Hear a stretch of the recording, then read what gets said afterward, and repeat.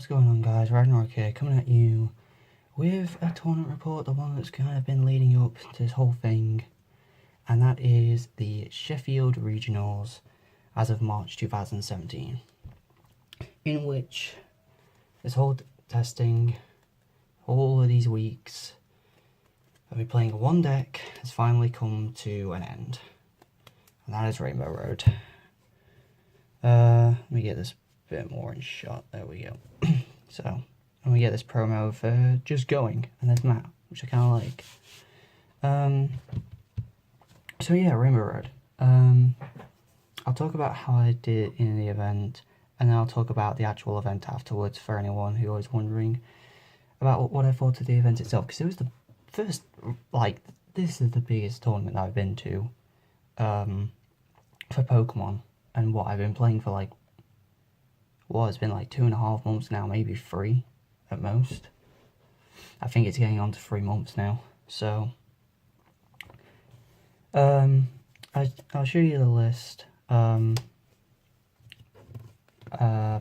was gonna say something. There was a lot of last minute changes, as usually there are to these kinds of things where you're just not sure of yourself. So bear with me. But let's get into this. Sorry I've been putting this off for a while. To start off with, Xerneas kind of makes sense in a Rainbow Road / Rainbow Force deck, whatever you want to call it. I'm just used to calling it Rainbow Road at this point. 2 Joltik, to go with the 2 Galvantula, still like Galvantula. Galvantula never really did anything, but having the dual type is always nice. I ended up playing a 1-1 Bishop line.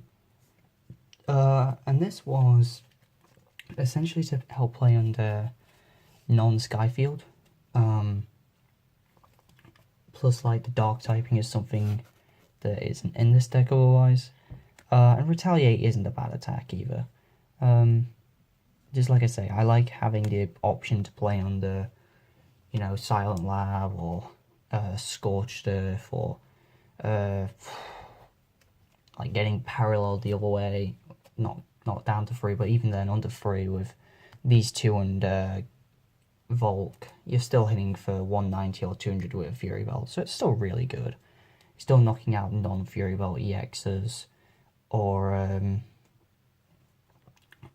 stuff like that. And then obviously double Shaman, because I've heard Shaman's a good card. It's just too good not to play. The 1 Hooper, because I'm playing some EXs. The 1 Volk, because I like having 2 types. And then one of the last minute changes was Genesect EX. So I've never really been a big fan of full EX builds. Because I never thought, Genesect, Flygon, Umbreon, they never really do anything.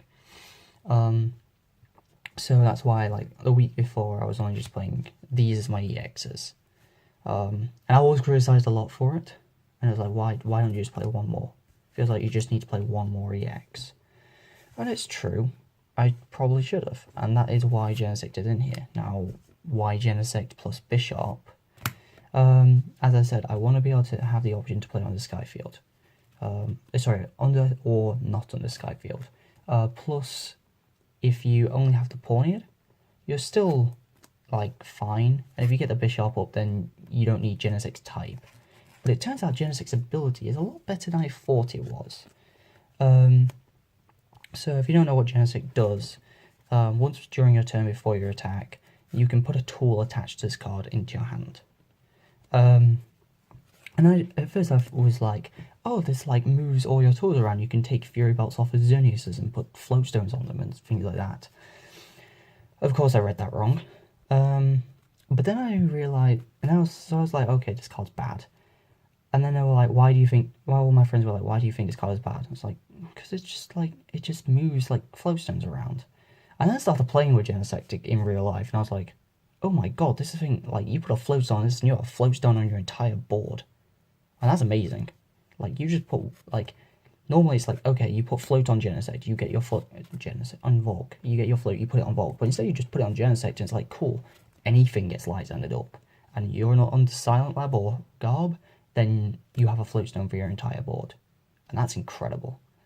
Obviously, if you have to discard Fury Belts and you have your Genesect, then you can just kind of like put the Fury Belt on the Genesect, draw into your Xerneas, and then you can just slap down the Fury Belt on the Xerneas that you drew. So it's pretty good.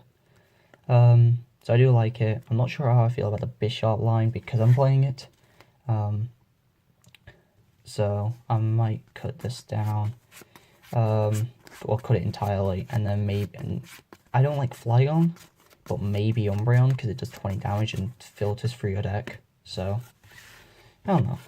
That's it for the pokes. Some amount of pokes. 5, 10, 15. 15 pokes. Onto the trainers, which I've got to make sure I get the trainers and not the energy. So start with supporters for Sycamore, because that hurts a good card. 2N, because it's good early game, but because you take your prizes quite quickly, you don't want to play anymore. Or at least you want to take prizes quickly. Double Lysander, for the same reason, you want to take prizes quickly. Let's get those easy knockouts, the things that are getting set up in the back, just Lysander will take them out.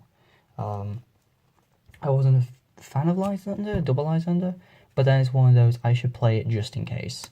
And more times than not, it's one of those, okay, I'll discard it, but I've got it in there for later.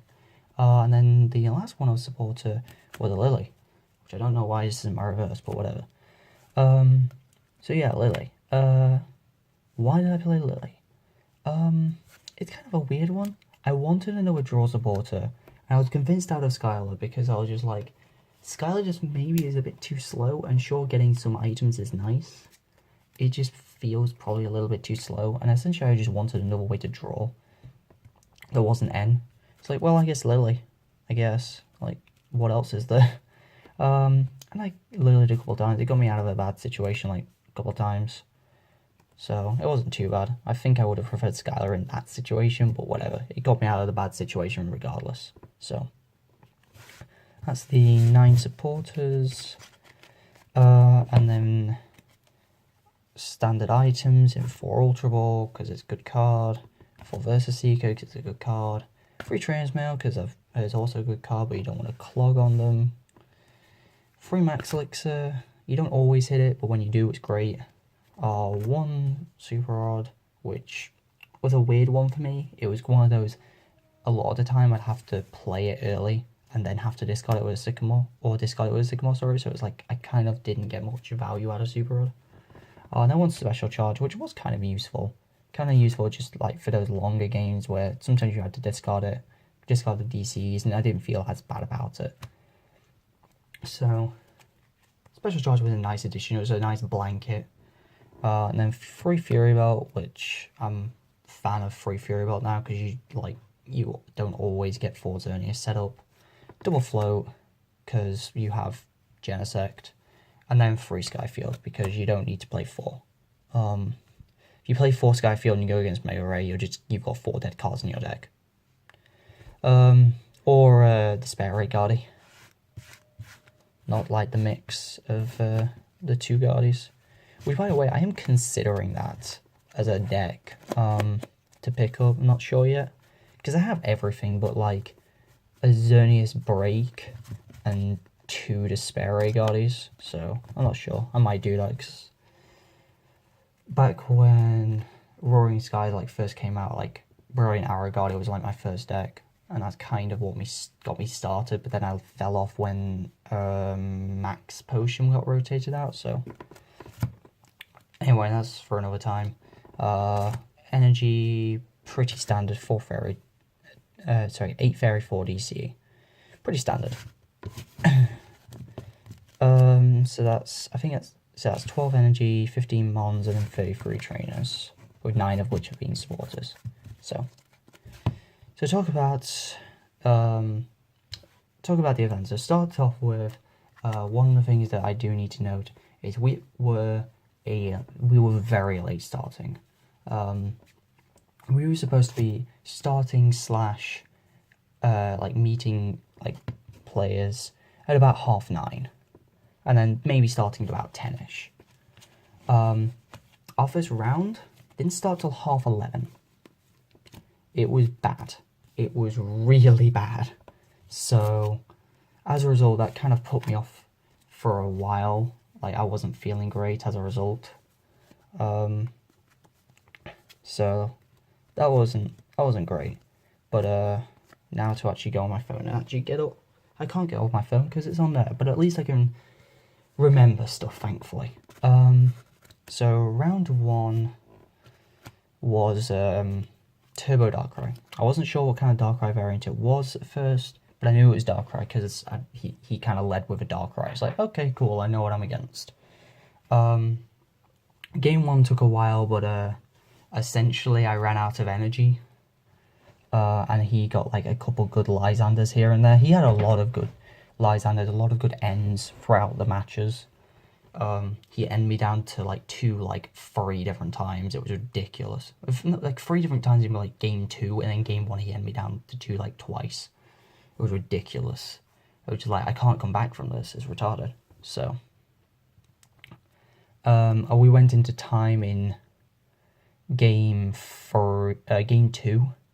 And I might have had a chance, but I forgot to Super Rod back a Xerneas before I tried to Ultra Ball for it, and I didn't have one in deck. So I ended up losing.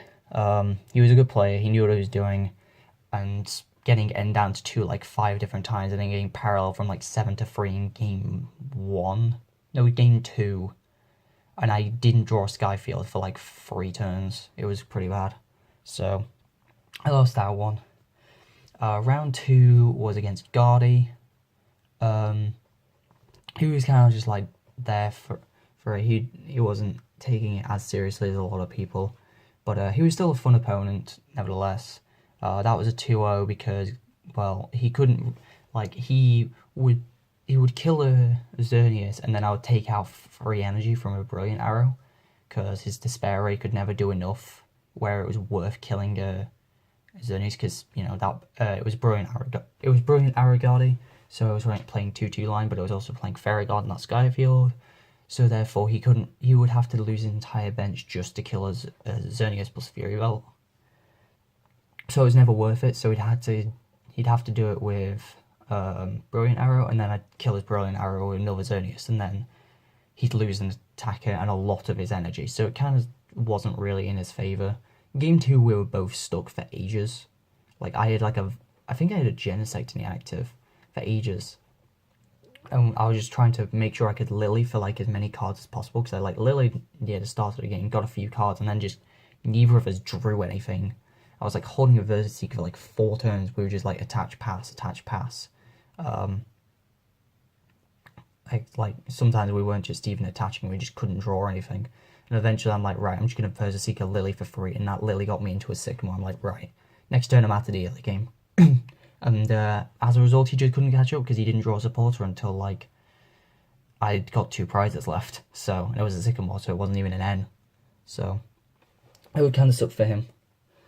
Round 3 was against Volcanion, and this was kind of a funny one because just the week before, I'd actually played this guy at my locals, so... And it didn't even click to me. I was like, oh yeah, I recognise you. And then we were like starting to set up. I was like, wait a minute, I should know what he's playing then. I don't remember what he's playing. And then as soon as we go to set up, as soon as I put down my Pokemon, I'm like, wait a minute, it's Volk. So we flip over and there's just a mini Volk there. I'm like, oh my god, it's Volk. That was a 2-0 in my favour. No, it was a... Is it 2-0 or 2-1? I think it was... Yeah, that was a 2-1. Because game 2 we got a couple Lysanders up. No, it was 2-0, sorry. I'm thinking of the week before, because it makes it matchups. No, that was 2-0.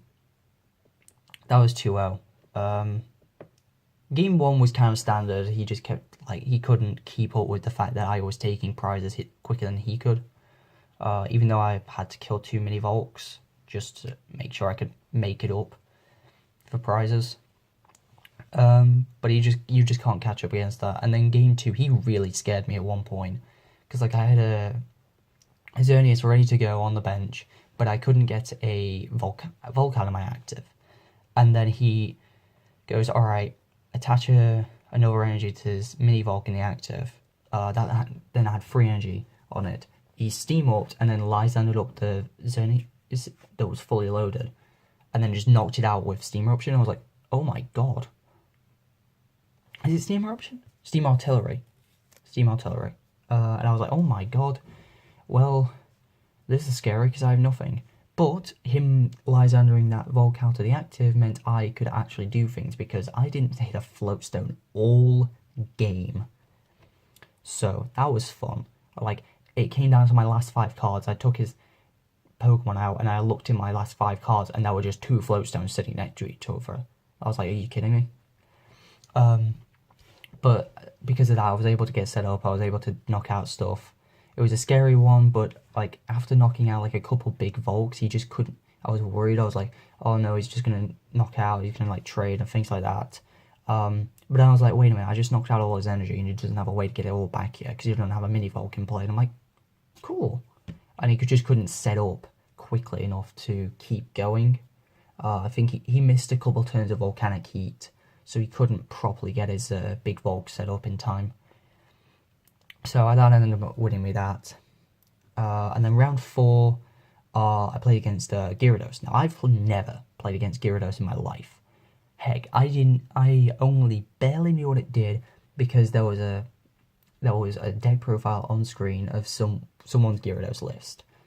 And the only thing I took from that was Team Magma Secret Base. I was like, oh, it plays that. Oh yeah, because of Gyarados' attack. I don't know what Gyarados' attack does. So I like read it the first time he put it down. I was like, okay, so that's what it does. So he needs to get like 3 Magikarps on the bench to actually kill a Fury Belt Xerneas. Game 1 goes in my favour. He scoops because he can't get another Gyarados set up in time. Game 2 goes in his favour because I can't get another Xerneas set up in time. And then game 3 comes really, really close. He trains Mails and gets the Team Magma Secret Base, puts it down, and then double puzzle times to get the last Magikarp he needs and a DC for his Gyarados. And knocks me out. And I can't recover, so I'm just like, that's yours. Which really sucks. After that, I was kind of like put off of it. It's like, it's 2-2. If I want to top, I've got to win the next. Like, if to make day 2, I would have won like 5 rounds in a row. And then,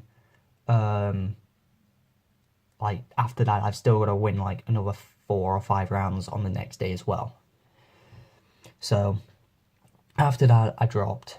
It wasn't until later, and I mean a lot later, that I found out that the person that I just lost against, round 4, ended up coming second. So I don't feel nearly as bad. I would have felt worse if I'd won. So, it happens.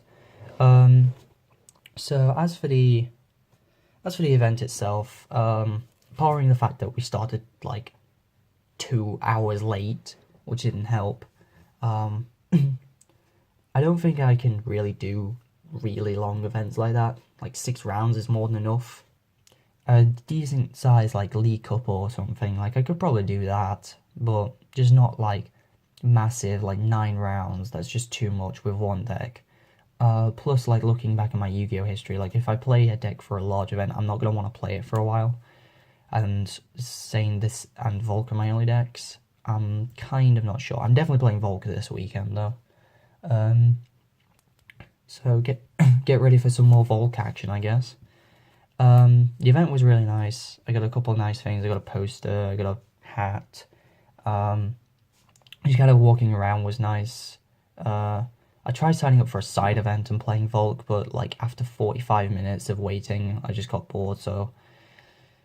And then just kind of went home, because stuff, you know... But, regardless, I'm not sure how I feel right now about this current build, because of these two, and then because of... Actually, just because of these two, like, I don't know what I'm going to do. We shall see. But this weekend I'm playing Volk because I actually want to play Volk. I haven't played Volk in like a month. So, but for now,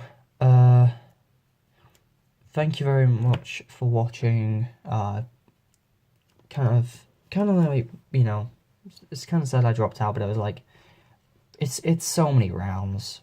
There's only so much I can do, and sure, I may not have been there to top specifically, but like it was